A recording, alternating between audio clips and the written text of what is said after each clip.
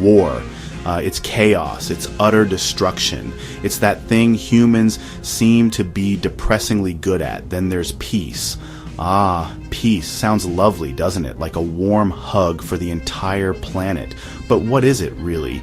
Is it just the brief, awkward silence when the shooting stops?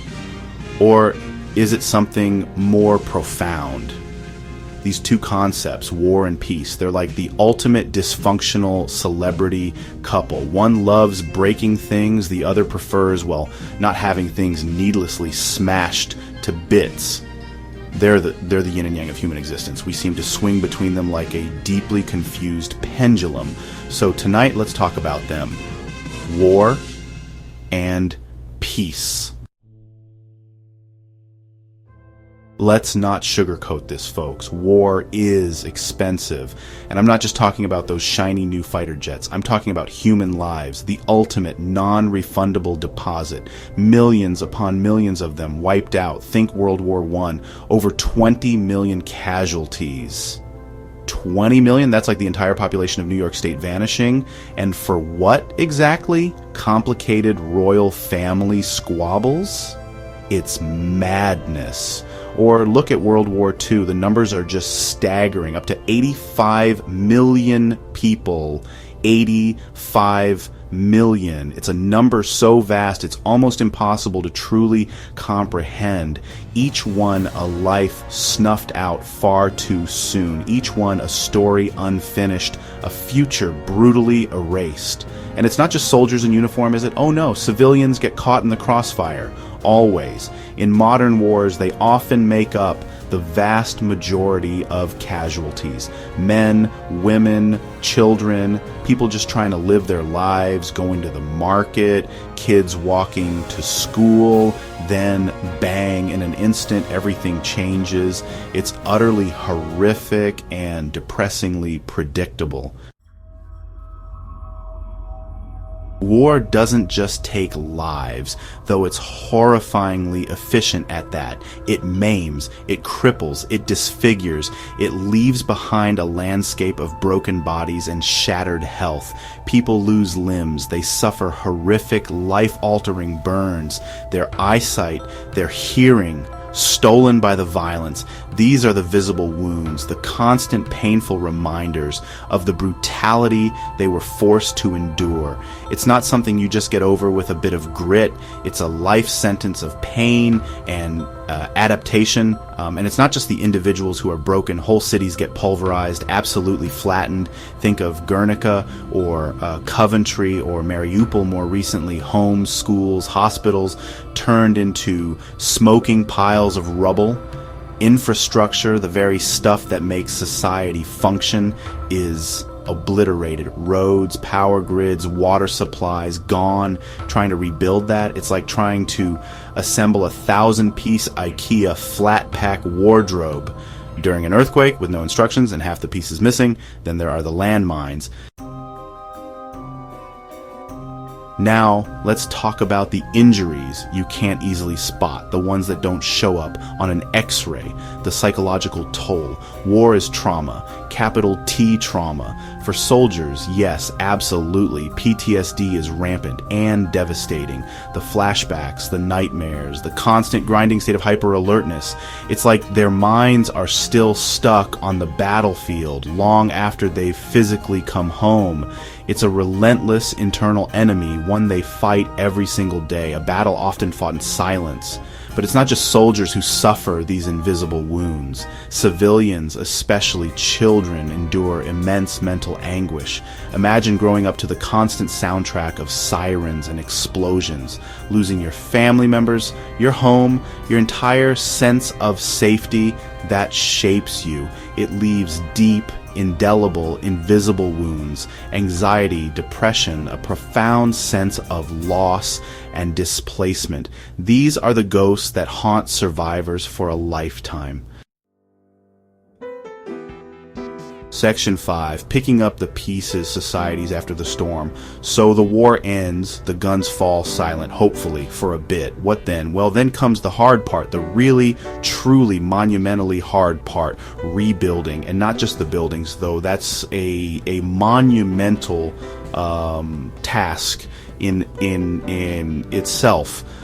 Imagine trying to find a decent contractor in a war zone. We're talking about rebuilding lives, rebuilding trust, rebuilding entire societies from the ground up, often from ashes. It's a marathon, not a sprint. And everyone's already exhausted before the starting gun for reconstruction even fires.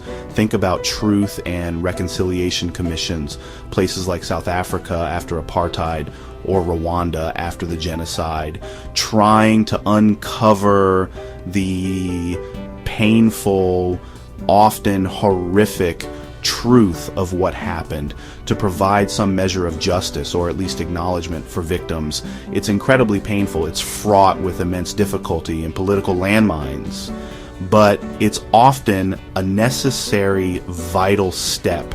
Otherwise, those deep wounds just fester. They never truly heal. Section 6, a glimmer of hope when peace actually broke out. All right, enough doom and gloom for a second. Let's have a breather, because sometimes, just sometimes, peace does happen. It's not a myth. It's not a unicorn riding a dolphin. It's a real thing. Though admittedly, sometimes it feels as rare as a politician actually answering a direct question. But it happens. Look at the Good Friday Agreement in Northern Ireland. Decades of bitter, brutal sectarian violence, the Troubles, horrific, families torn apart, communities living in fear, a seemingly endless cycle of retaliation. And then in 1998, an agreement was reached. It wasn't perfect by any stretch of the imagination. It didn't magically erase all the bitterness or the scars, but it largely stopped the killing. That's a pretty big deal. It created a framework for power sharing, for a new way forward. It took immense courage from all sides, hard, painful compromises, people reaching across a massive blood-soaked divide. It's a testament to the fact that even seemingly intractable conflicts can find a path to peace. Section 7, more than just no war. What real peace looks like. So what is this peace we're all aiming for? Is it just the absence of war, the quiet after the storm? Like, if nobody is actively shooting at each other, boom, peace achieved. Well, that's a start. A very, very important start. But true sustainable peace, the kind that actually lasts, that's a bit more ambitious. It's more than just a ceasefire. It's more than just a temporary pause in hostilities.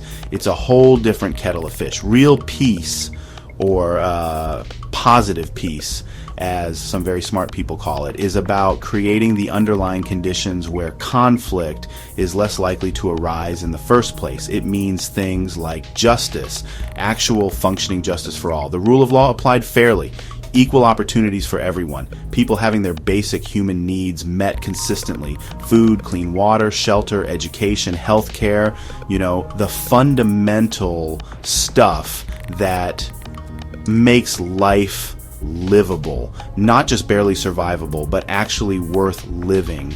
A society where people feel they have a stake. It means functioning, legitimate institutions, governments that are accountable to their people, not to themselves, not corrupt kleptocracies just enriching their buddies while everyone else suffers. It means freedom of speech, the ability to disagree, to protest. Section 8. So, how do we get this peace thing? Anyway, if peace is so great and war is so terrible, why isn't there more peace and less war? That is an excellent question, a multi-billion-dollar question, in fact. If I had the perfect answer, I'd be on a peaceful island, not shouting at you from a studio, but there are things. Diplomacy, for starters. Talking. Yes, just talking. Instead of reaching for the missile launcher or the angry tweet, how about reaching for the phone or a negotiating table? It's amazing what can happen when people sit down and communicate, even with their sworn enemies. It's slow and frustrating, but it's cheaper than war, which is very expensive. and generally makes things worse. International cooperation is another big one. Organizations like the United Nations. Now, before you roll your eyes, Section 9, the long haul, keeping peace from slipping away. So let's say we achieve peace somewhere, anywhere, fantastic, champagne for everyone, or, sparkling cider if you're driving, but the work isn't over, not by a long, long shot. Peace isn't a destination you arrive at, plant a flag, and then just kick back and relax. It's more like a very needy, very demanding Tamagotchi. You have to constantly pay attention to it, nurture it, feed it, or it dies, and then you feel absolutely terrible, and you have to start all over again, usually from a worse position. Sustaining peace means seriously addressing the root causes of conflict: poverty, grinding, soul-destroying poverty, rampant inequality, systemic injustice, lack of opportunity. These are the dry tinder that can easily ignite into the flames of war. If these fundamental issues aren't tackled head-on with real commitment, any peace achieved will be fragile, temporary.